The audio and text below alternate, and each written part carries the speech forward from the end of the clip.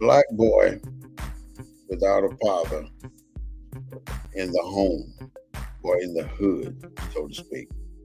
Growing up as a young man, not having a father in the house is different.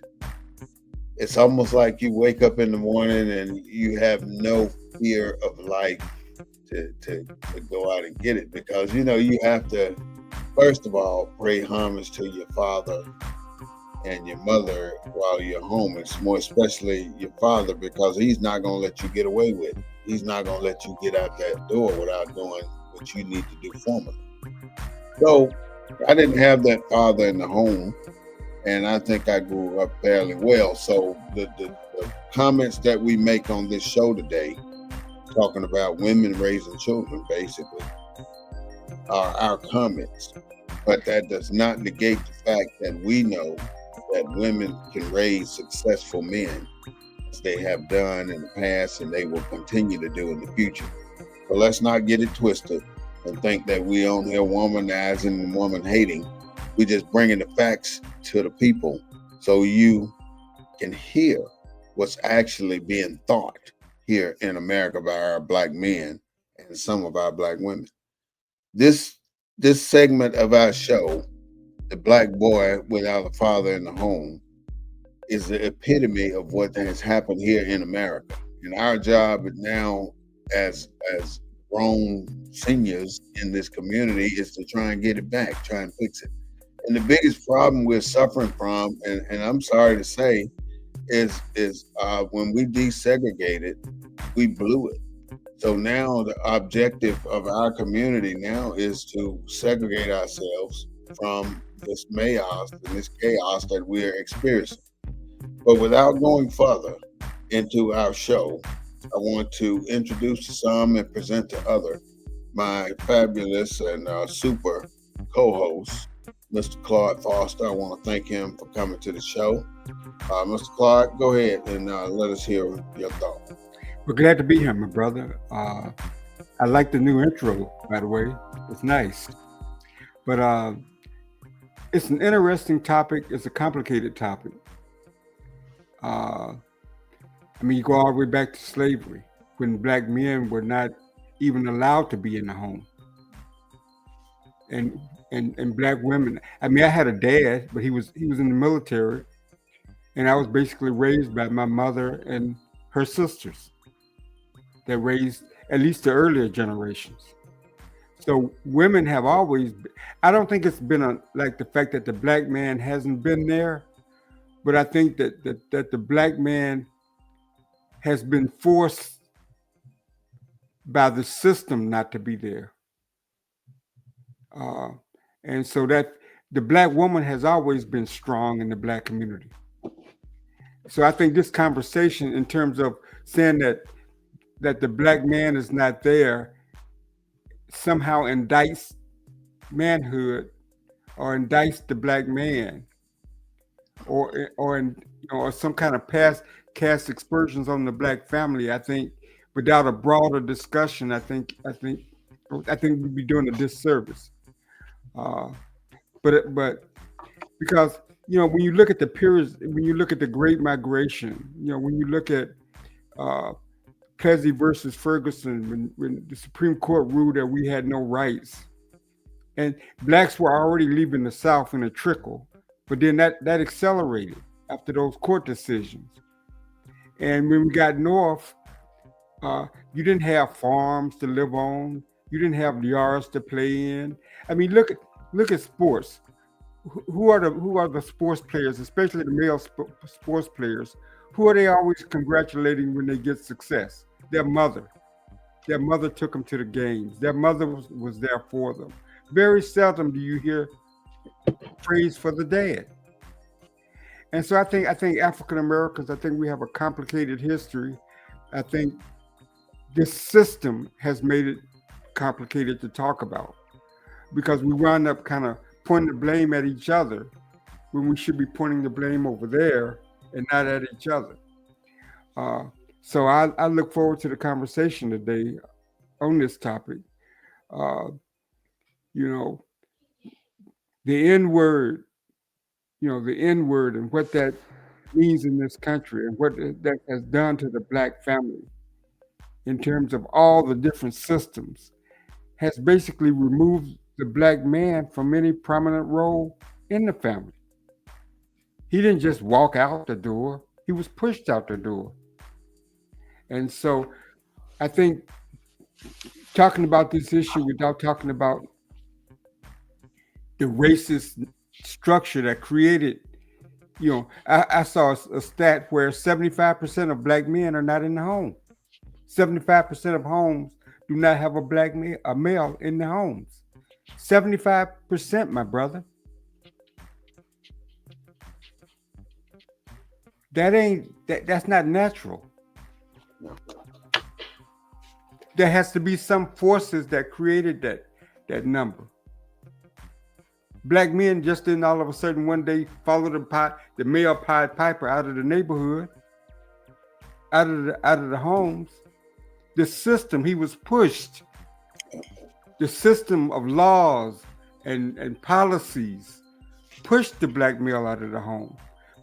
The black woman had to become stronger because basically she was the head of that household. But the black man has always been there financially, has always been there, but maybe not physically there because of the criminal justice system, because of the education system. All these different systems, man, that's targeted toward the black man. Mm-hmm. Well, that's a great intro. Thank you, Mr. Claude. This is the Black News Network, the real voice of Black USA, broadcasting the news on Sunday at 3:30 p.m. You can view us on YouTube. Please subscribe to our channel. It doesn't cost you a thing, and we can appreciate what you have to say about us, whether good, bad, or indifferent. It doesn't matter. We need to improve, and the only way we can is through your support and your input. We're also on Facebook. We're on Instagram. Join us at BNN247. We don't own the music, but we do own the rights to what we say. So thank you so much for joining us today on our discussion about Black Boy Without a Father in the Home. Some of the research that I came up with is what is the purpose of the father to start with. The first thing I want to say is that we provided emotional support. We provide positive role model support. And one of the most important factors that I think we've missed over the last 20 years is the masculine support.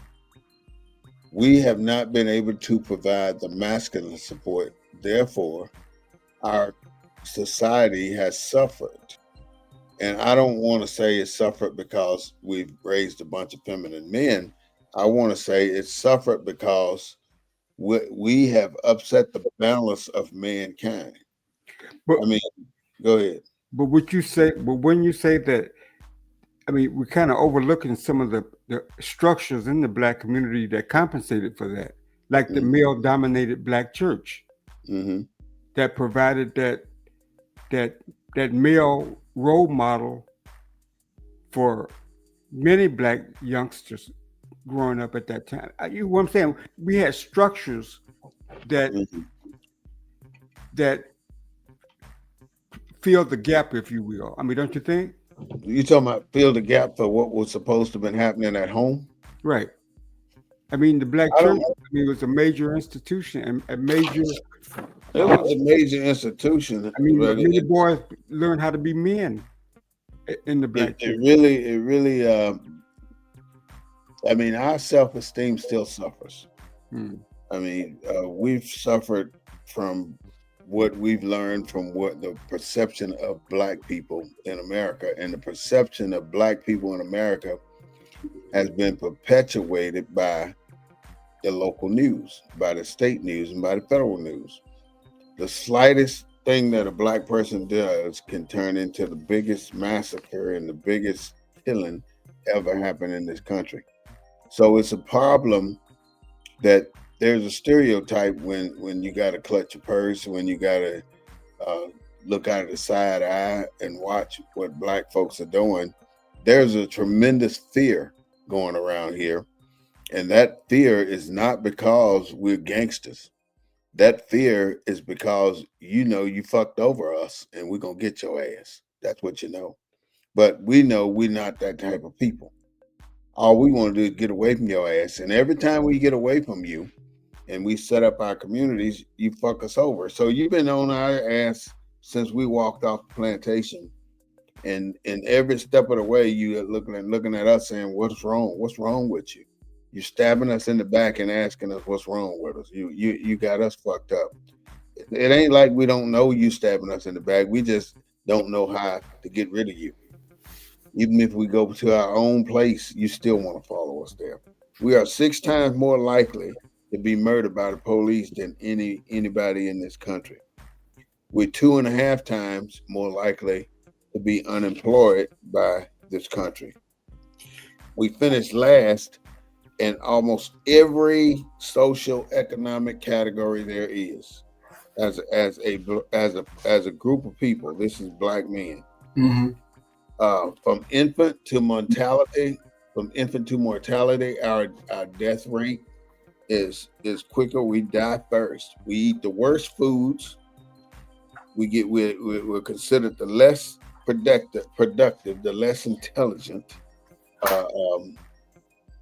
We just have we have the worst medical care, and we have such a hard time in the school system. We have the worst education system. I mean, from the 1st to the 4th grade, we do extremely well. I mean, we're like superstars. We're making, you remember growing up, we was just so happy to be who we are and to be in school and learn who we are and learn that we were either black or colored or African American or whatever the race, the going thing was at the time we were going through school. And if they told us we were niggas, then that's what we would believe. But if they told us we were colored, then we believed that we were colored, and we perpetuated that coloredness that they bestowed upon us. So we said that's who we are. We're considered to be the most hostile. Why would you not consider? We're talking about black men. Why would you not consider us hostile? Look how you done screwed us. We should be that way. You done educated us the poorest. You done took care of our bodies the poorest. But yet, out of all the shit you have done, we have overcome all of the bullshit and we have thrived from it. We're like cockroaches. You can't get rid of us. I don't give a damn what you do. Well, it kind of reminds me of a saying that Dick Gregory always used to say. Good. I met Dick Gregory when I was real young, 11 years old, and kind of saved his career. And he's passed on now, but when I got to be an adult and was working with the NAACP and had to conduct my own conferences and stuff, he was my guest speaker. And Dick Gregory has a saying that we ain't poor, we're broke. And when you look at all the positiveness that goes in the African American community, the positive role models, the fraternities, the sororities, the Jack and Jill, all these different organizations that a certain segment of our society frowns on. And the whole idea behind all these organizations is to let the world know that the world can't define us, that we're not defined based on the description that you just described. That's not us. That that we have achievers, that we have success stories, that we have high people with high academics, and to the degree that what Dick Gregory said that we're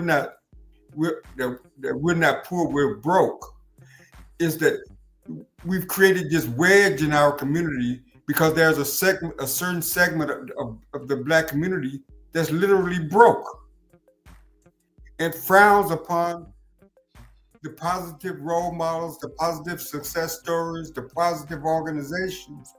And we've always had this conflict in our community as a result of it. And so I think we need to talk about that as well when we talk about, because we paint this picture and the racist wins every time we paint this picture that, oh, woe is us, woe is us. We're not all broke. Right. All Black people are not broke. Mm-hmm. Images. The image. But we have positive images. But when you look at what the news media portrays, the news media don't go and report on an Alpha Alpha Education Foundation giving scholarships to Black kids in the community. You got an Alpha Phi Alpha fraternity right there in San Antonio. How often does the local press cover their activities? I mean, anything negative, that's what we cover. So the world thinks that Black people are, like I said, like Dick Gregory said, the world thinks that all Black people are poor. That's not true. That all Black people are not successful. That's not true. The Black church does weigh heavily in Black life because of the historical reality of the way the Black male has been treated in this society. The church had to step. The church was one of the few places where a Black man could be a man. I mean, we criticize it because maybe it's not doing enough, and maybe it's gotten too political, and maybe it's gotten too one-sided. But that institution, that structure, is the reason why we're here today, being able to talk about the issue that we're talking about. So I think the Black community needs some kind of balance. We're either there's no acknowledgement of the success, and then there's too much jealousy about the success of Black families. So how do we bridge that gap and talk about this issue? Right now, I don't think that we're capable of bridging a gap. One thing we're capable, what we're doing right now, we're in the discovery phase. But we've been in discovery. I mean, we've been in this country now for almost 200 years. We ain't nothing new to discover. We keep talking about the same old stuff. We haven't been allowed the leadership to take us from the discovery phase to the inquiry phase. So now we figured out all this shit has happened. Now we want to know, why did it happen? But we know we haven't gotten to the why did it happen. We haven't gotten the people engaged to a point where they would go out and ask, why did this happen? And that's our problem. That's why I don't blame the white man on our shortcomings. I blame us on our shortcomings. But what people are you talking about? I mean, are you talking about the broke ones? Mm-hmm. Which ones are you talking about? The people I'm talking about are the people who believe that they deserve a better way of life. Mm-hmm. And most of us all believe that we deserve a better way of life. And in order for us to get that better way of life, we're never going to get it alone. We got to get it with the group of people. 15-minute timer on Living Room Echo Show is ringing. It's going to take 15-minute timer on Living Room Echo Show is ringing. Stuff. It's going to take a long time for us to get our stuff together to a point where we will do what we need to do to get ourselves out of this situation. But as far as the men is concerned, I'm convinced, based on the knowledge that I've achieved by looking around and seeing reading, finding out what is going on. I think that the men have innate ability to come together and demand change. And you can't change anything unless you change it. And we're not changing anything right now. We're just understanding what's happening right now. Well, how do you feel about we don't know, huh? How do you feel about? I mean, there's a political divide between black men and black women. I mean, that's wedge. That's a white folks wedge thing, and we got to be strong enough not to fall for the okie doke every damn time. We know where white folks have placed black men in our society. We already know from the cradle to the damn grave, from the welfare, from the birth certificate, from all of this stuff. We know where the white man has placed the black man. I mean, even from slavery, and we know why black women used to call us worthless and ain't shit and sorry and punk ass, and they call us all this just to protect our lives, to keep us from becoming the master's boy and to keep us alive. Because knowing how strong we are, knowing that the mechanisms we use, they know if we had came out with those mechanisms and that pride that we have, we'd have been dead. And so in order to keep us alive, men, black men, they lied. They made it a voiceful thing. Made everybody know that this little nigga here ain't shit. That's basically what I'm trying to say. They said. And they wanted this to be heard and echoed across the village because they didn't want the white man to focus on that black man. And that's how they saved many black men during that day. So now we still talk about each other the way they talked about us in slavery. And we never really understood why they talked about us in slavery. And now we're grown up, we're growing, and everybody, you sorry motherfucker, you ain't shit. You're a bug eating bitch. You backbiting motherfucker. We done talked a lot of shit about people, about each other. And we don't think twice to know why we're degrading each other and disgusting each other for no reason whatsoever. We walk up and we'll see somebody we ain't seen in years. What's up, mofo? No dirty dog. We meet people like that, and we do that because we don't know no better. Because we don't know the origin of why this is the way we treated our people. Once we figure it out why it was done, we stop doing it. But we don't take the time to figure out why we go to church every Sunday. But I don't think that's a representation of what we did in the past. I think that's a representation of what the white man said about us.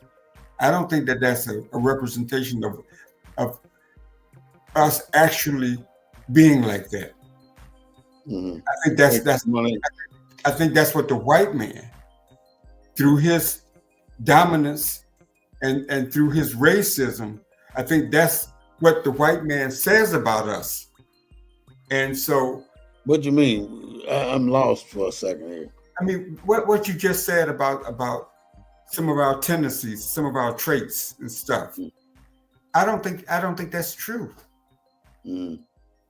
I think history tries to portray us as being that way. Being what way? Some of the traits you just articulated. Like mean, dirty, low down, and sorry, all that stuff. I don't think that's true of black people. No, of course not. But I think that's what black people have heard that's true about black people. I think that's what's perpetuated by the media, by history, by the education system, by all the tools of this system to portray the black man. That's I've heard this, and I wanted to relay it while it was on the tip of my tongue. I heard this from the National Grand Sheik, Mr. Joe Bratton-Bey. He said, "He who controls your habit controls your life." And basically, the reason I say that is if your habit is clothes, then Gucci control you. If cars, Cadillac control you. You if that's your habit, that's who control you. So if you like Newports, that's who control you. Well, see, I got to push back there too. Mm-hmm. We're American, right? No. I mean, what I'm saying, you live in America. You think we're Central America? Now, let me say something. Okay, but okay. You can get me off topic. Go ahead. Let's keep the framework around the 50 states, okay? So you're part of the 50 states that we call the United States, right? Mm-hmm. A country we don't have kings and queens necessarily, right? Right. We sometimes say that, but we don't. There's no king to the throne. There's no knight. There's no succession of royalty, right? Right. Our self-worth in this country is based on what? Our self-worth? It's based on what? In a productivity. No, materialism. Because we don't have kings and queens. The thing that separates you from everybody else is not just you, because you don't have a right to a throne or nothing. It's your material wealth, right? Right, yeah. It's the car you drive. It's the house you live in. It's the neighborhood you live in. Yep. That's what defines you. That's America. So in that sense, we criticize black folks for driving a Lexus or a Mercedes or whatever, but you're an American. That's what Americans do. That's what defines America. Your value is defined by that system of materialism. That's your value. We're American. Black people are not going to be elevated to knighthood in America. There's no succession if there was one. We can be president. We've had a black president. Mm-hmm. So within the political system, we can thrive to be at the top of the food chain. But for everybody else, there's no, that, like I say, there's no hierarchy of people. So let me ask you this. There's nobody that's over you in this country. Let me ask you a question. What do you do when things get awry, when they get so far out of base, out of whack, what do you do to get that corrected? Like what out of awry? If you're doing anything, for instance, you worked on something so long for the last 3 hours and it still didn't work, so you say, I'm gonna wait till tomorrow and I'm gonna do this. Then you come out there tomorrow and in 10 seconds you got it fixed. That kind of stuff. Do you apply? My car, there's something wrong with it. It will sit in that garage until I take action to fix it. Mm-hmm. Nobody gonna come fix it. Ain't nobody gonna come bail it out. As a man, that car is gonna sit there until I do something. My wife ain't gonna go out there and do nothing with it. So I think when it comes to manhood, there are plenty. I guess what I'm saying is that you've heard me talk about black skin, white mask. Yes, yeah, right. I remember that. That's true in every aspect. Like I said, but yet, it seems like we're constant because, like Dick Gregory said, that term I gave you earlier. We tend to be perpetually at each other. Yeah, all the time. Criticizing each other. Talking men. Constantly, yeah. Mm-hmm. Yeah. I think that's a big deal. That's a real big deal. And so I guess I don't think that we've ever come to grips with being because we've been denied true American citizenship. We've never come to grips with being what it means to be a man in America. I don't think that we. When you got to walk around with a sign and say "I am a man," like people should know that you're a man. Then we got issues. I mean, they still don't consider us equal to white men, by the way, and we will never ever be considered equal to white men as long as we're in the dark. And we're in the dark because we believe that they were here, they own the land. What makes us equal to the white man in America? Nothing at all. We will never ever be equal to the white man. If I don't believe in equality, I believe if I ain't better, I ain't worth the time. So a actor that lives in Beverly Hills, right next to a white person, a black man who lives in Beverly Hills, got his mansion right next to a black person, a white person in Beverly Hills with his family, is not equal. No.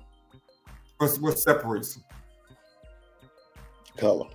Why in the construct of America are they not equal? Color. Because we built our time frame, our structure around the color of people in this country. Every single thing is built around the color. So if nationality doesn't matter, if the Irish and the English and the British and whatever, Africans don't matter. The color of their skin, Jamaicans don't matter. Haitians, nobody matter but us. No, stick to America. So in the construct of America, all these other groups, it doesn't matter, right? Right. I mean, doesn't matter. But it only matters with us. With the descendants of slaves. So what Dick Gregory say, I'm not poor, I'm broke. So if you're no longer poor, are you equal? No, see, that's the thing. People saying we got to be treated equal. We got to be equal. That's the thing. If you make me equal, you ain't did me no justice. You just solved your problem, not mine. Because I'm still 400 years behind you, and you telling me equal is where you need to be. I don't fuck equal. If you don't give me more, if you don't make me a cut above, I am still upset because you have beat me and beat my family for our entire life, and I'm tired. And I don't want to compromise what my descendants in the future will be owed. So how will we ever get from A to Z then? We can only get from A to Z through communication. And through us communicating to each other like you and I do. You and I are communicating. But I'm hoping the people that look at our page and hear what we say understand that we're trying to get a message across. And it's about us communicating to our fellow brothers and our fellow sisters until we create our own societies again and pull away from this mixed up mess that we've gotten ourselves entangled to since 1968. We fucked up. We followed and we learned and we listened and we believed, and that belief is what messed us up because it's not where we should be. Now, Dick Gregory was probably one of the most prolific fighters for equality for Black people. But you know, he lived in the whitest part of the country because he said in order to get away from racism, he had to get away from Black people. What the hell does that mean? No, he said in order to get away from racism, he had to get away from Black people, meaning where he lived, his family. I mean, he moved out in the boonies and somewhere in New York, didn't he? Upstate New York. But we all do it. We move away. We move out of the hood. We move out of the hood. We move out of the regular neighborhood. But we still a product of that hood, though. But Dick Gregory said to get away from racism. I think some of us do it for different reasons, and that's what causes the problem. I think some of us doing it for economic reasons is not the same as doing it for racist reasons. Yeah, let me take it back for a second. I wanted to go back and show you.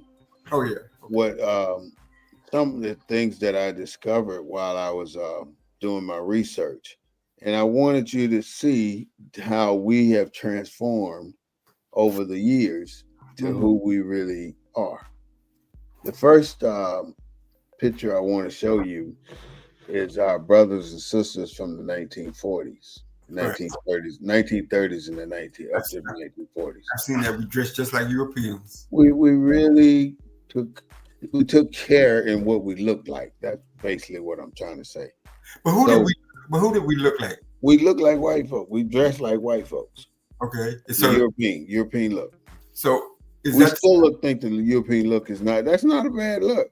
You know, I ain't gonna be lying. It's the way we like it, and it's not a bad look. But we cannot. I don't see us being different than wearing this. This is a great look to me. Okay, but what I'm saying is, I hear what you're saying. So why isn't that true today? What? That look. Because we don't care about the European look no more. We don't care about none of it. We got a certain segment of our society that it's embedded in us. No, we got a certain segment of our society that isn't broke, that dresses like that. We know this society. Anywhere you go, if you want to get where you want to go without any problem, you need to dress like upper middle class American European style. Mm-hmm. You already know this, and so it is an accepted practice that we dress that way in order to get to the next level. Right. Now, as the years went on, I'm going to jump all the way to the 1950s. Okay. Not the 1950s, the 1980s and 90s. 1980s, yeah. Yeah, so they come out, Ron DMC, you know, this is the new look. No, that's the new look for that younger generation. Yeah, but it didn't stop there. It got worse. Well, Go ahead. I'm stopping interrupting you. It got worse, you know. The Django just set it off. He know that ain't no damn 1912 look or whatever. It's 1512 look. But today, this is the problem, Claude. We have allowed ourselves to be, I don't know what do you want to call it, but we've allowed ourselves to go too far. But as men, black men. That's all I'm saying. Because we're in a country that, I hear what you're saying. The reason why we dressed a certain way back, that first picture you showed versus today, is because our identity was tied to our enslavers. Our identity was tied to our enslavers.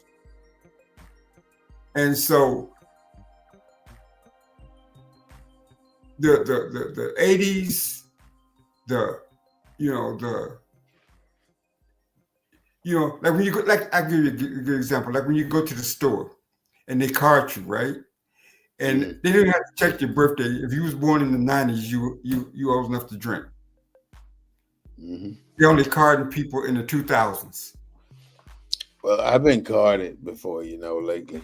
But I guess what I'm saying is, I guess back in the day, when you look at when you try to use those comparisons, you're trying to say that I just told you money is equality in this country. Mm. Money allows you a certain level of. You think them rappers? You think when you see other pictures of them outside of their promotional stuff, they're not dressed like that. Mm.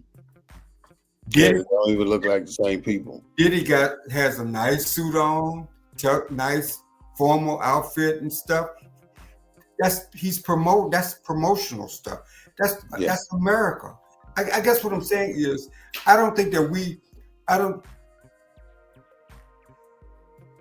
at the last program, we talked about the race, trace, and I told you the book, The Race, Trace, and Tendencies of the American Negro. We're still trying to eradicate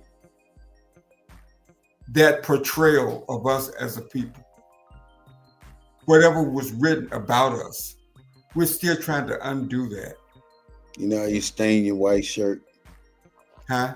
You know how you stain your white shirt? Mm-hmm. And you can't get it out, and you just say, "I ain't wearing this shirt no more." But that's what it is with us. It's a stain in our culture. So would you deny rappers the opportunity to make money?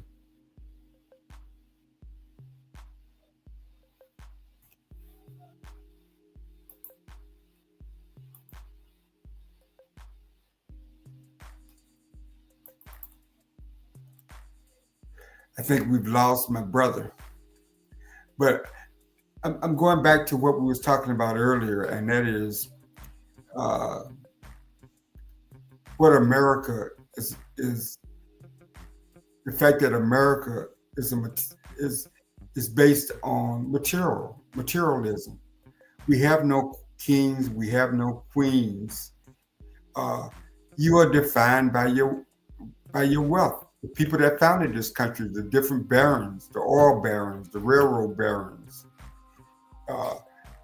kind of defined and laid the hierarchy of this country, and everybody else is striving to be like them, to have the kind of wealth that you can garner in this United States of America. That's not possible nowhere else in the world. That's why so many people want to come here. Because this is the land of the home of the free and the brave and all that kind of good stuff. But it's the land of milk and honey. And if you got a certain attribute or a certain commodity or a certain skill, you too can be rich. Now, as Black people, we know that access and that freedom has been restricted in our country. I mean, we were denied certain opportunities. We were denied education. We were denied proper health care. So our ability to achieve has been stymied by systematic racism. But that has not stopped us. And there are all kind of examples to where we have achieved despite those obstacles. In education, in all the different disciplines, we have achieved, despite all the limitations and restrictions and obstacles that were put in front of us. And so, like Dick Gregory said, I'm not poor, I'm broke. America is not a place where you want to be broke. But America is a place where our Constitution says all men are created equal. And since there is no queen, there is no royal family, everybody has the same opportunity to go as high to baron a hood as they want to go, to be the next railroad baron, to be the next hotel baron. Now, that may be hard because, like I said, once a person buys a bought of land, there ain't no new land to buy. But America still offers a whole lot of opportunity. And this myth that like the Black, we want to say the Black man is not in the home. Right, 75, I read a study, 75% of Black families were not headed by a male head of household. My male was not in the family. Again, you can relate that to the different systems, the education system, the criminal justice system, the military-industrial complex system. So a lot of Black men are taken out of the home, the economic system of survival. So a lot of Black men are taken out of their homes. And so when we look at Brother Bey was showing an example of how we used to dress back in the day versus how we dress today. Back in the day, we didn't have a whole bunch of options. We didn't own any clothing stores. We didn't design any. We weren't allowed to have our own. And so we had to mimic what the white man wore. We had to mimic his style of dress. We're not restricted in that way today. We don't have to be a clone of the white man. That's why we got our own style, our own, the Harlem Renaissance is a good example of that. I mean, even though the style of dress was the same, it was different. Black folks added color, different styling, different accessories. So what we came into our own, we developed our own style of dress, our own. It doesn't have to be what it was in the 50s because that was the 50s. That was the only option.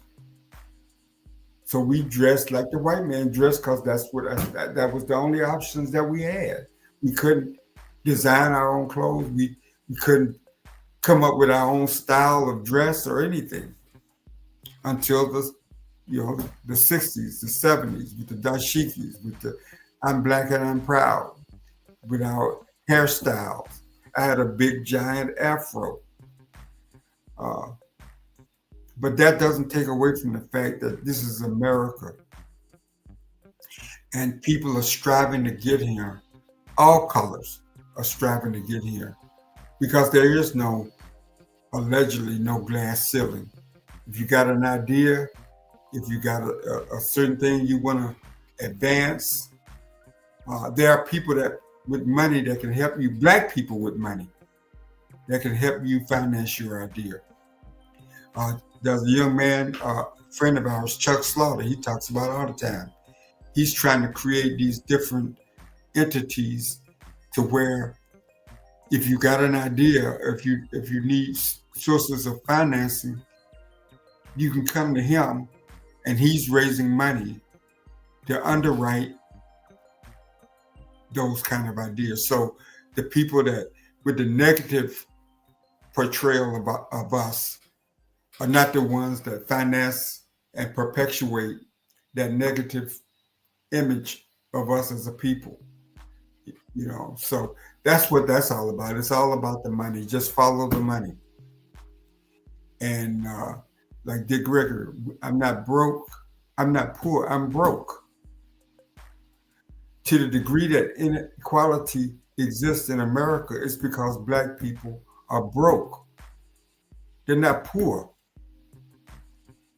They got a mind, they got attributes, they got abilities, we got everything anybody else have, but we're broke.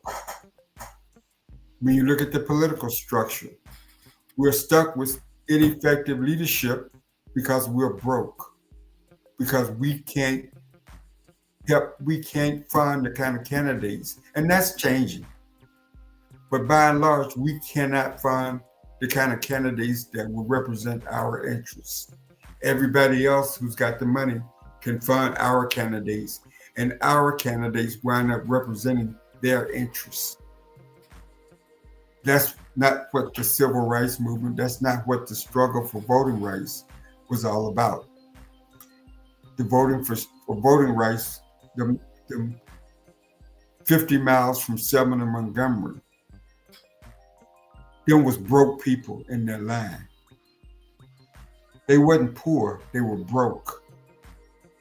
And we thought through politics that we could get a piece of the American pie. It wasn't for politics' sake. It's the fact that we knew who had all the money. We knew who the mayor of Selma was. We knew the opportunities and the lifestyle that whites had versus poor black people in Selma. And so that's what we was marching for. And I think sometimes we forget that's where the focus should be. And I think that we're still fighting battles that we've long since won.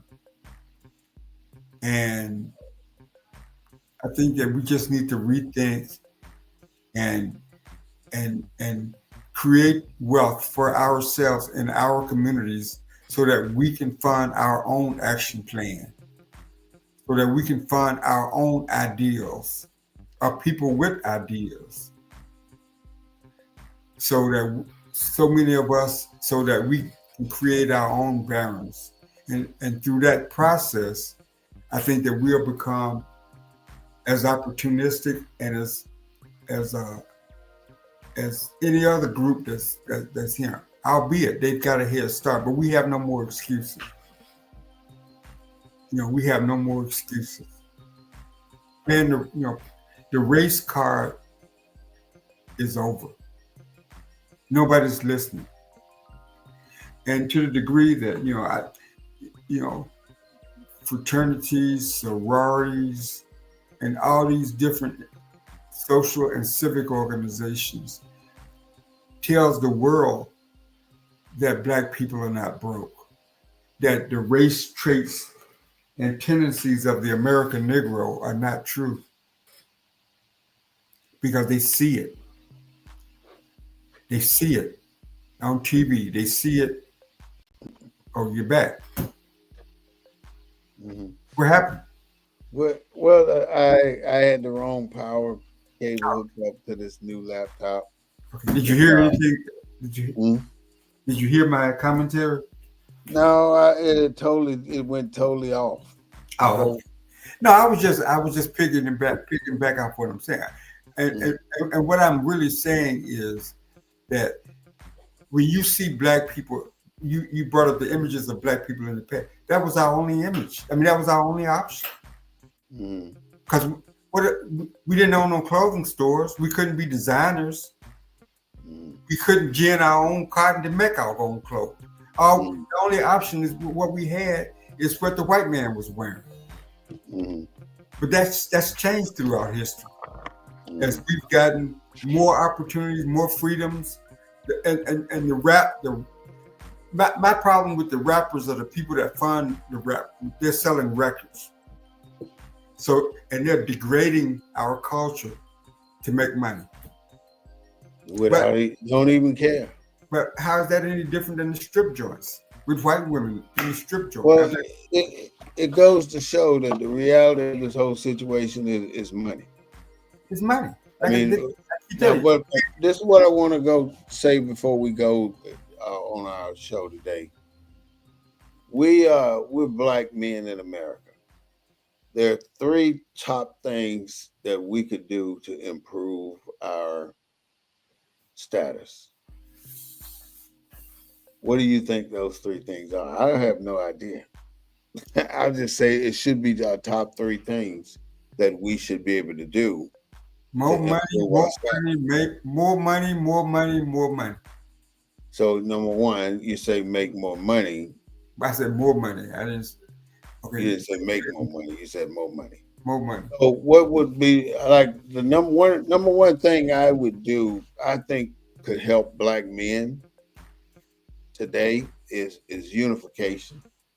I really think the number one starting point for black men today is for us to unify and start communicating.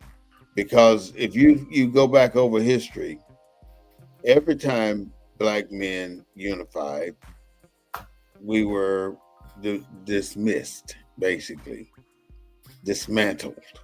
I don't want us to go any further beyond that, but we were never able to form any organizations up until 1968, and we really haven't tried to form anything since. And the ones that we performed, any organization made like Black Lives Matter, or made off the heels of an incident like that. Well, then we formed the Black Church. Yeah, but I'm skipping about the church right now. I don't want to. I want to say that every organization we've ever tried to build was made off somebody getting some injury, some death, some hurt somewhere. But right now, this is off of a life ethnicity long hurt. Black men have to do a particular thing to get this back on track. And until we can get our own shit together, we ain't never gonna get it back on track, because black men won't get their shit back on track. And all we got to do is start negotiating with each other. I mean, if we don't, we should meet every I'd say once a month. Every black man available should be meeting somewhere. Whether you belong to the Qs, the Alphas, the whoever, the Masons, it doesn't matter. We should be having black men conventions, not with the damn church. This is regular black men deciding that these are things that we need to be doing. And we can't do this trying to figure it out in the back room table or on podcasts where it's only 2 or 3 people discussing the issue. Even with thousands of people discussing the issue, you're not going to get answers. Only way you're going to get answers is through solicitation, asking for particular answers. Like my 3 things that Black men can do that will change the trajectory of our race. Because we're the only ones going to change what's happening right now. And we're not doing what we need to do to make a change. So it's not going to change until Black men get their shit together. That's all I'm saying. Well, brother, I've been hearing this talk since the 70s. Mm-hmm. I've been hearing this. Black men need to get their shit together. They've been hearing it since the 70s. Why hasn't it happened? We've attempted on many occasions, and every occasion that we've put together, we shut it down externally by the forces that are out there watching what we do. It's shut down, or was shut down internally by the plant that's been placed in there with us. But when we have opportunities, and like Chuck Slaughter was part of this show, he brings a perspective that you and I don't have. Mm-hmm. Not here no more. Why is he not here? Like I said, Chuck, you could bring Chuck back on if you want to, but I won't bring him back on, and I'm not gonna bring him back on. But maybe I'm telling you why because Black men got to stop doing things like lying on each other. Well, and when you accuse me of stealing from you when you owe me money, we got a problem. Yeah, but what I'm saying, maybe not Chuck, but his perspective, his voice. Mm-hmm. Well, I love his perspective. Me and you come from pretty much a similar background. We need somebody that Chuck represents. Mm. Chuck. Of course, I definitely agree with that. We need somebody on his level. And I think that's why we, since the 1970s, we have not been able to come up with an agenda, a Black agenda. Because I saw something too, not even a few, probably this year, the black something. It was supposed to have been rules that we were supposed to follow to get our stuff back online, but they had no attachment whatsoever to me. It just had no attachment to what we need to be doing. It was all about some church bull crap. How many millions of us are in this country? 45 million or so? 40-some million, yeah. And so, we don't have a common agenda. The NAACP got an agenda, the Urban League. We talk about the same thing. Every agenda focuses on the same thing, right? Even look at your city. Look at the city level. All of us go out and do our college scholarship drives, and we get each kid $5,000 to $10,000. College is in the hundreds of thousands of dollars nowadays. We do all these feel good stuff. It makes us feel good. After they put in, I don't is what it's doing. It's not doing anything. It's not making a difference. Now you put all these groups together, and you say, "Hey, we're going to take this one kid, and we're going to send this kid all the way to the White House, and start making senators." That's what that's where we need to go. If you can do everything you want to do in this country, I don't give a damn what until you take over the politics, you can't do jack doo-doo, because the politics is what it is. I mean, that's what money baskets are. Okay, if you ain't got money baskets, you ain't got nothing. For the first time in our history, there are 67 Blacks in Congress. Beautiful. 67. Is that going to make a difference? No, not yet. That ain't enough. You're going to have so many in there where when they wake up, it's going to be 197 or something like that. It's going to be over 200. House of Representatives and the damn Senate overwhelmed with Black folks. That's where it needs to be. I mean, just like right now it's overwhelmed with white folks. when it becomes overwhelmed with black folks, now we're working on it. We're doing something. Not even overwhelmed. We just need to make a better appearance. Like that 67 is beautiful. Let's get to 100.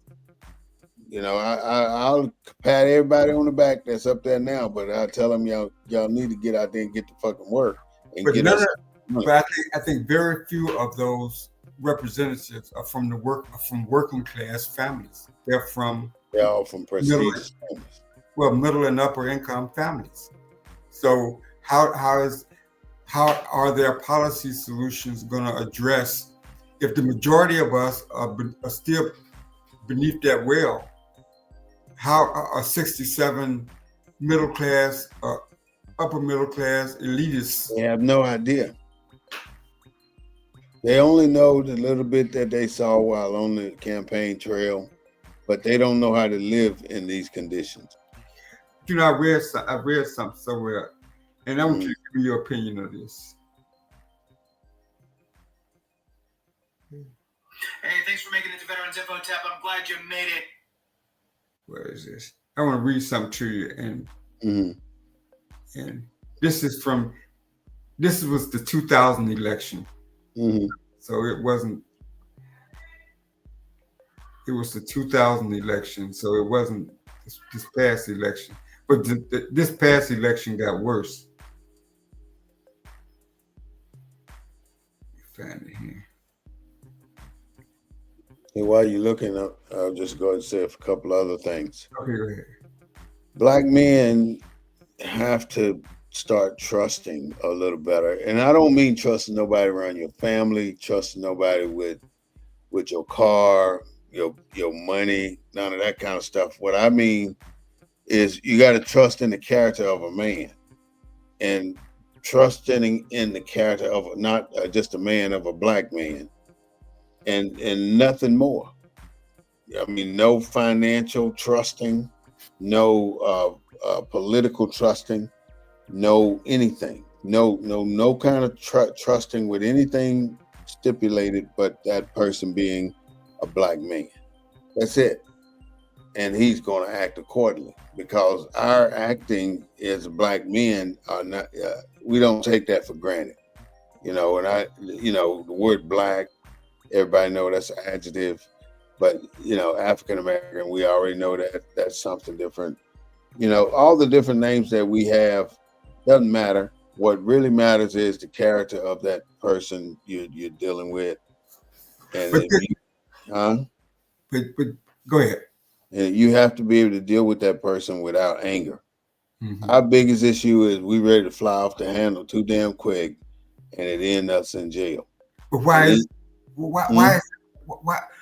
is that such a problem? Because the insult is that we're so disgusted with that this individual got the audacity to disrespect me.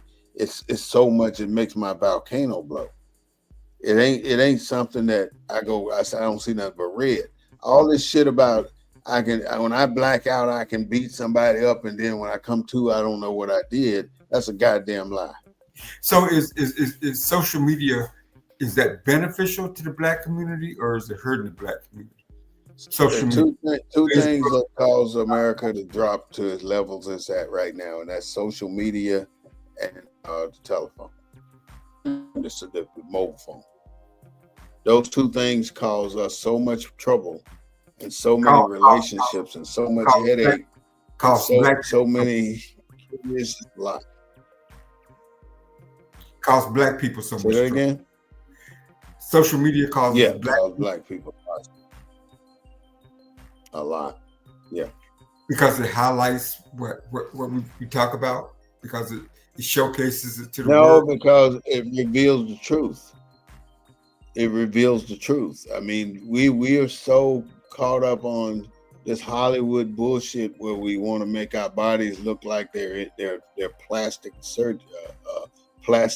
beings. We lie about this. We lie about our weight. We lie about our age. We lie about our look. There's too much makeup, too much wig, too many wigs, too much bullshit, too much hair dye, too many nails. All this bullshit that we do What are we Waste thriving? of money. What are we thriving to look like?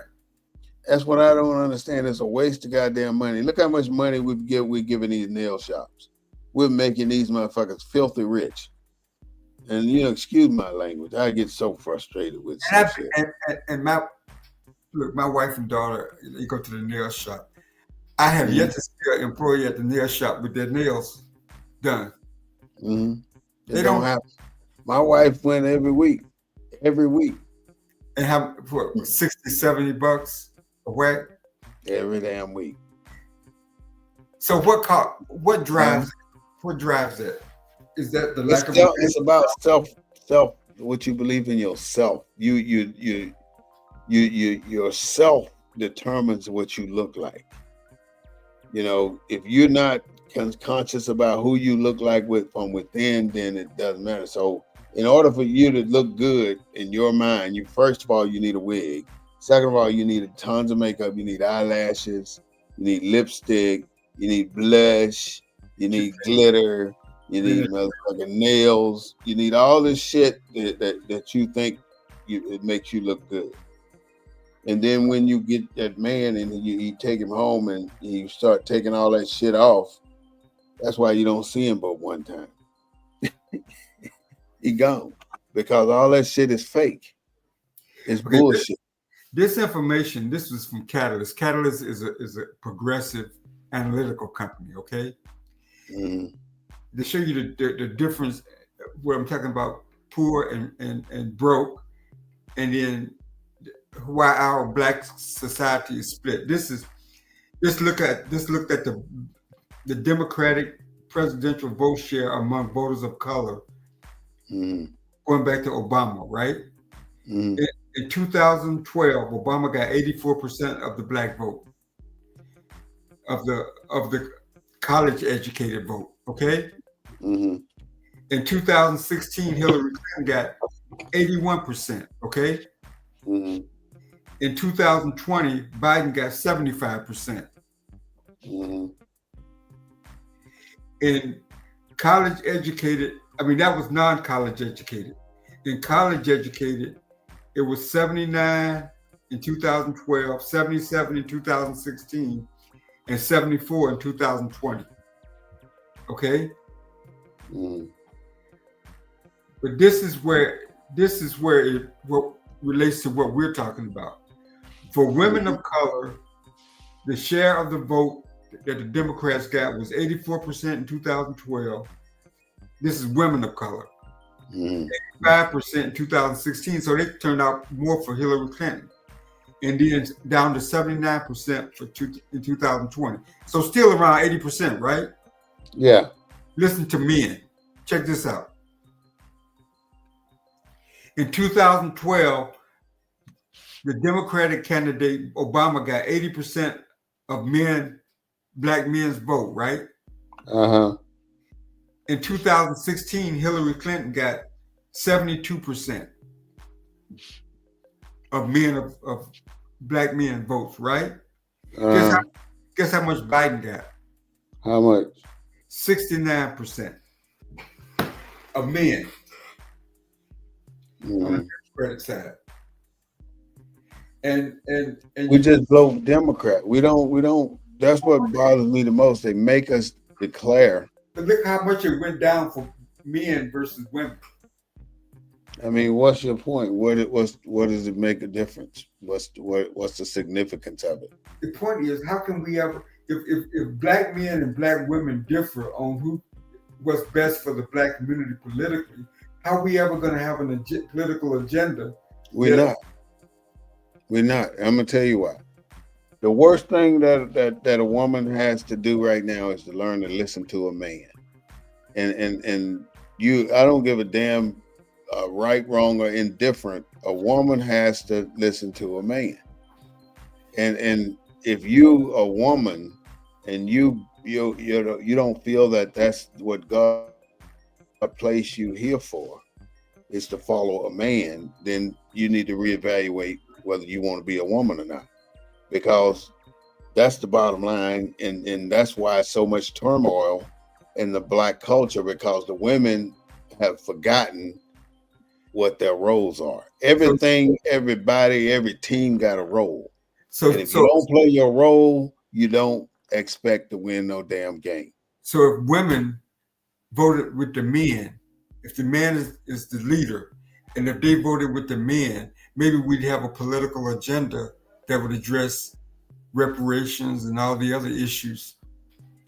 But men and women are separate politically in terms that's exactly what I'm saying. Women don't believe that they should be following men. If a man tell you something to do and you get angry with that man because of it, and now you want to withhold sex from that man or do some dumb shit like that, then you ain't really you creating bigger problems than what there are. So do you think that white women follow what their men? Not at all. That's why they taking all the black men with money. No, I'm talking about politically. Do you think white women vote along with their white male counterparts? Hell yeah, 100%. But black women don't vote in the same 100%. But black women don't do that with black men. Otherwise, 100%. It's 100%. Black women do not do what black men do when it comes to voting because they feel like they're following if they did. And that is the problem. The biggest problem, and you know that shit that where they had to downgrade the man to keep the white man from fucking them up, that was normal. But when you don't let go of stupid shit you learn, then you become the problem rather than the solution. So is it because okay? What we on to something here? Is it so? Like back in the day, right? When you had the black man, the black woman, 2 or 3, 4 kids, and they left the church and they went to the polls and voted. Did they vote together? They're supposed to have voted together. Yeah, black men and black women did. Okay. This whole stuff started where black men and black women don't do the same thing is after the Emancipation Proclamation. Before the Emancipation Proclamation, you couldn't get them apart. And even probably within the first 20 years after the Emancipation Proclamation, you couldn't get them apart. But the system started immediately. When they walked off the plantation, the black code started right away. And they started to put these people back where they wanted them and left the women out there by themselves. And the women had to do the same damn thing to protect the men. This nigga ain't no good. He's sorry. He don't know how to do this. He ain't smart. He dumb. They had to do all that to keep these people from being taken back into the slavery network. So who damaged the black community the worst? Did the black men? No, wait. Did the black men that voted for Trump, or did the black women that voted for Kamala Harris? Who did the most damage? Who did? I'd say that the black men who voted for Trump did the most damage, if anything. I'd say that. But the women, if women would just black men should have followed black women to the polls and voted for Kamala Harris. That's what you're saying. It's either or. No, I'm saying black women should have followed their husband into the polls and voted for Kamala Harris. That's what I'm saying. No, you're saying something different. No, I'm not. Because black women voted for Kamala Harris. And I said black women should have followed their black husbands into the polls and voted for Kamala Harris. That's what I said. Well, there's a political divide in the black community. Are you there? Yeah, right. Can you hear me? Can you hear me? Hello? Say that again. Can you hear me? Again? Yeah. I'm saying that there's a political divide between black men and black women in the black community. That's one part. As evidenced by this past election. There's a basic cultural difference between black men and black women where they disagree. For instance, do women nowadays want you to open the car door for them? Do women nowadays want you to pay for their dinner? I can't think of the last time I opened the door for my wife. I hear. Yeah, I'm saying, do they want you to pay for that dinner, or do they want you to buy dinner for the 3 kids at home on the first date? No. You know, I'm just saying, shit like that is what makes it really stupid. Some women have some really far-fetched expectations, and some women don't know what the fuck they want. You know, men too. Don't get me wrong. But my point for this show today is to show that women raising men screw these kids up. And I was saying something earlier that I wanted to go back over, and it was about the 1st through 4th grade. Mm-hmm. You know, 1st through 4th grade, we're superstars on all time. I mean, there's nothing we can do wrong 1st through 4th grade. I mean, we do follow the teacher. The teacher loves us to death. They teach us about all this bullshit, whatever it is they taught us about. But after the 4th grade, we go into the 5th grade. People start, over that summer, it seemed like everybody started feeling themselves or growing nuts or something. I don't know what, but after you come back to the 5th grade, from the 5th grade to the 8th grade, you get to know who you are, and you get to know your place. Basically, you get the development of personal status, and that personal status is what makes you angry, because you start to figure out that these white folk got more than I got, and I have to respect them.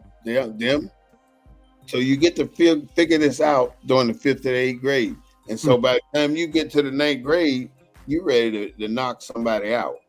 You know that this is what's happening, and you don't admire, you don't like what's happening, but you got to live through what's happening and come out like smelling like roses.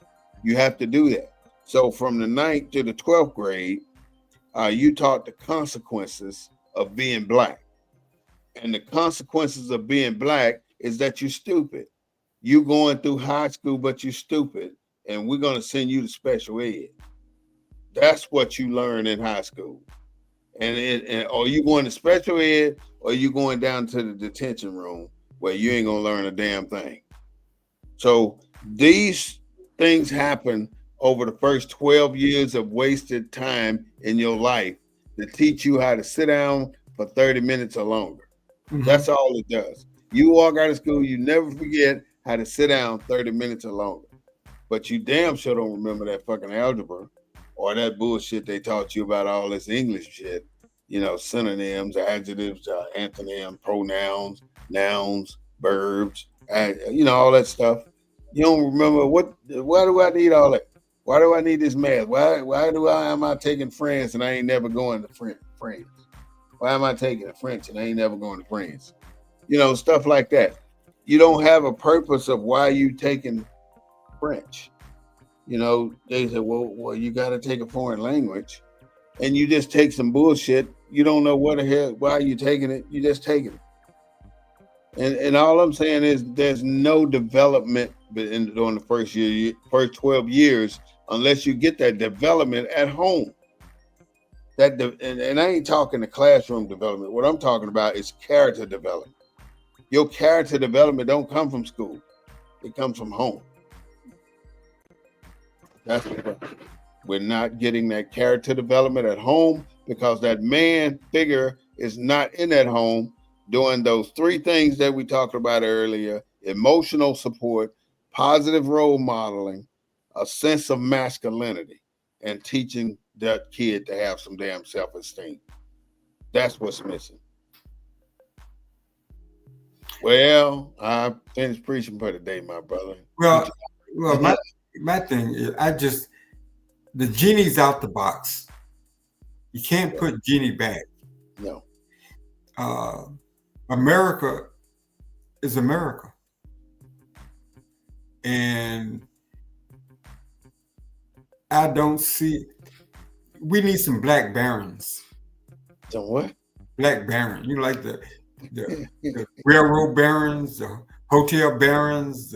Yeah. You know, these are the folks that created everything. These are the folks that funded everything. We need somebody to fund everything.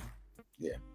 We ain't got a shortage of talent, ingenuity, or whatever. but we need some barons. You know, we don't have any.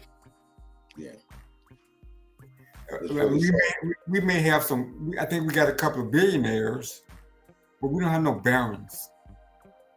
We need some barons. All right, my brother. I mean, this is a heavy damn topic. It's so deep. Wait. It really makes you think it's a waste of time. All the barons are male. You know any female barons? No. So before we elevate females to baronhood, we need some black men barons, right? We need some females that follow their black males. Well, if you're a baron, they're gonna follow you. Yeah. They should be trying to tell their men they're already barons. Yeah, but you got to have something. You just see here again, brother. This is America. You can't be an empty pocket baron. I don't see why not. I can see the brokest man in America being a baron, and the reason I can say that is, I feel like if money don't make me, I make money. I'll put it like that. But what I'm saying, but see, I think one thing that you have to accept is the nature of the country that we reside in. And it ain't changing. No, it ain't. Because you got a temporary setup, you know. You got an Oval Office, you got a Supreme Court, you got federal judges, and then even if the state court in Mississippi said that Brother Smith-Bey, you are whatever you want to be in Mississippi. Let me ask you this: the federal court's got to say the same thing. The district court. Why do you think all 50 states are set up the same way? Well, they're not all set up the same way. But the bases are the same. Right. You have a state house in every state. You have a mayor. You have a governor. You know, that's the same. Right. You know, why do you have it like that? Because it's a constitutional government. It's got a constitutional frame. Why is it set up that way? It's a corporation. I mean, it's just like UPS all over the country, McDonald's all over the country. Every state is a corporation. There's 50 corporations right here together working as US. And to bring them together, they call it United States of America. But do you think you had that picture? You had that picture. Put that picture of Tyler Perry. That his show. The picture of Tyler Perry? Wasn't that Tyler Perry's movie? The image you had up? Which one? That one? That's Martin. I forget the name of that show. I don't know what the name of it is. Was that the movie where what was the name of that movie? With Sheila, some shit, Rasputia. Right, but he was a professor, right? Eddie Murphy, yeah. Yeah, Eddie Murphy was a professor. With Rasputia. So you saying that this image taints all of us? No, I'm saying that it's too many black men giving up their manhood to make money. And that basically is what has happened here in America. That's hundreds of black men so far that don the dress just to make more money. But there are also black men that refuse to do it and say they're not going to compromise their manhood to make no damn dollar. And two that I know right off the bat is Cat Williams and what's the one name that went to Africa after he turned down a $50 million contract? You know what I'm talking about, right? Now, Cat Williams just bought a military base in Alabama, and he's going to turn it into a studio. You think he's not going to make black work? He bought what? An old army base in Anniston, Alabama. You talking about Tyler Perry? No, I'm talking about Cat Williams. He just bought it. McClellan Air Force Base in Anniston, Alabama. Really? That's great, man. Yeah. That's beautiful. He's going to turn it into a studio. And yeah, what Tyler Perry did. So, and I'm sure he's going to make the same type of movies that Tyler Perry makes. I'm sure it's going to be of that genre. We gotta work on hostility though, man. We're mad motherfuckers. We be mad at people.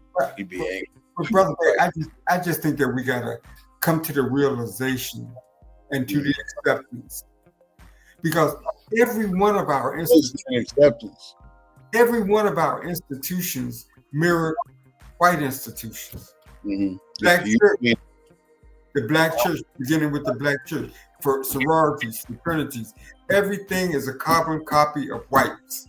How you get all these things to work together? What would you start getting them to? Are they all men groups?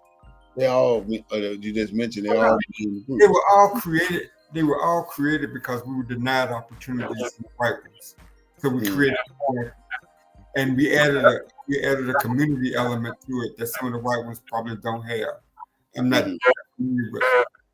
But and then our national institutions have white founders. So you know,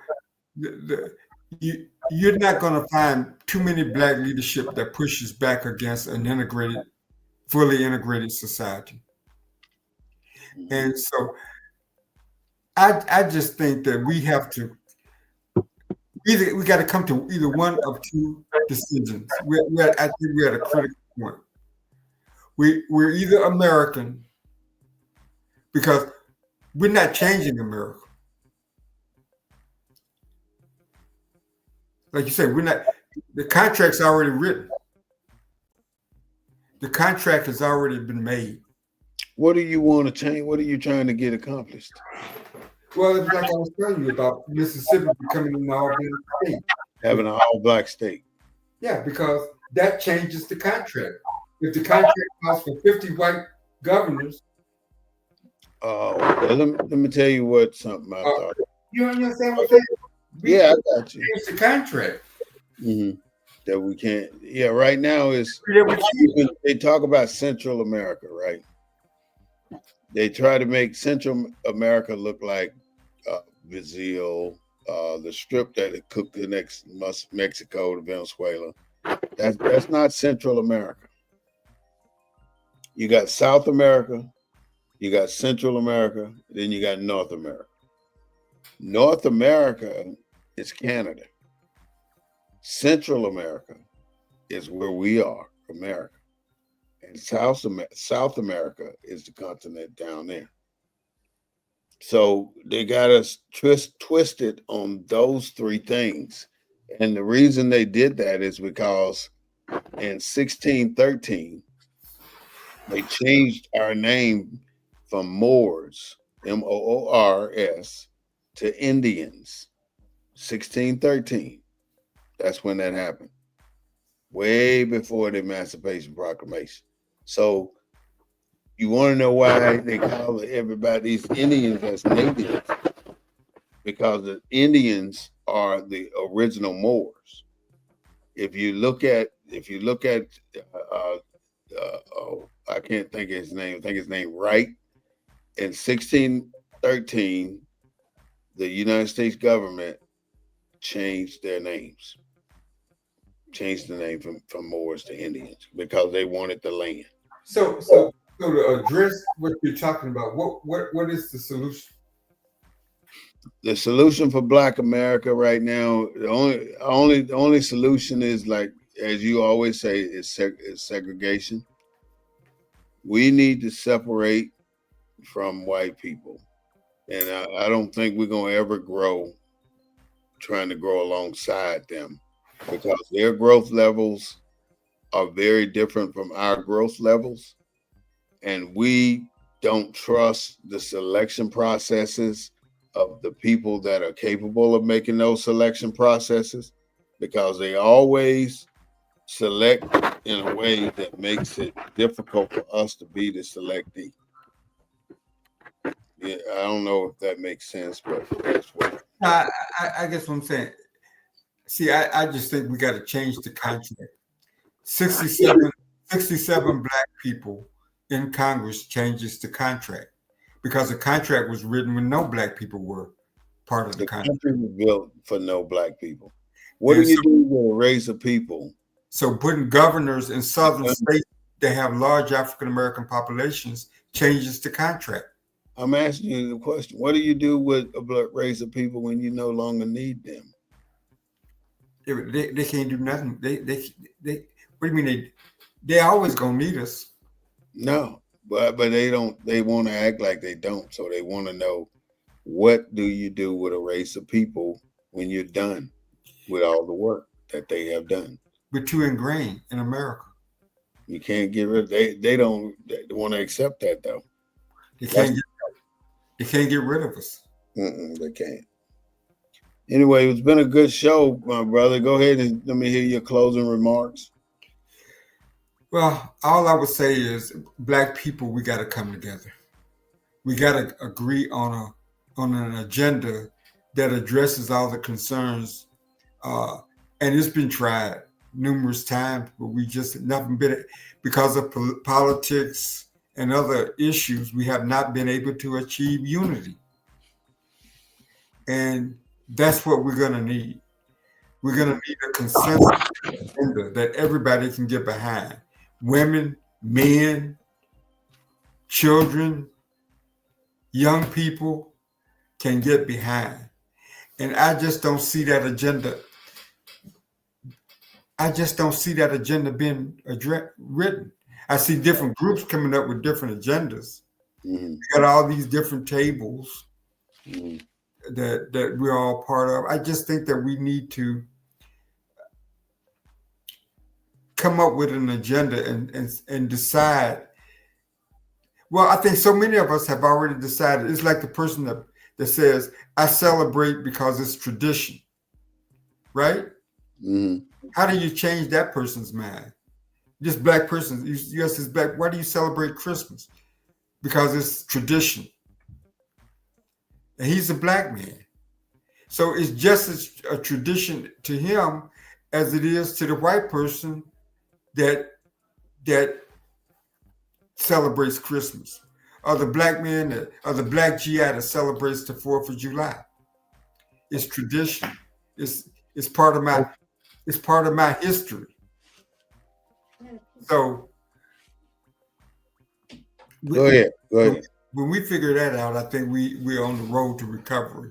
But until then, I think we have made plenty of progress, and I think that I just don't see anything changing. I just read to you how we got to where we are now, how we got Trump as a president. Yeah. Because black men and black women were not on the same page. Black women supported Harris. Trump got more black men votes than any president in the history of the Republican Party. Yeah. So it's like we're coming farther and farther apart. Yeah, I agree with you. Well, ladies and gentlemen, there you have it, Mr. Claude Foster with his closing remarks on today's show, Black Boy Without a Father in the Home. I mean, it is such a tragedy that we have to discuss these type of issues and end up with no solutions. But it's not as if we got up and walked out. We were forced out of our families and forced into a situation where we had to work our way back in. And right now, you find more black men and black women at odds than at anything in America.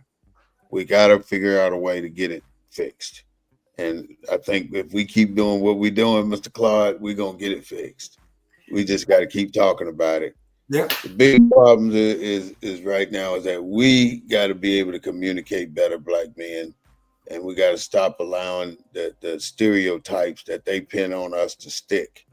And if anything happens in your watch, while you on duty all the damn time, black man, because you on duty for anybody who violate another black man or black woman or black child rights.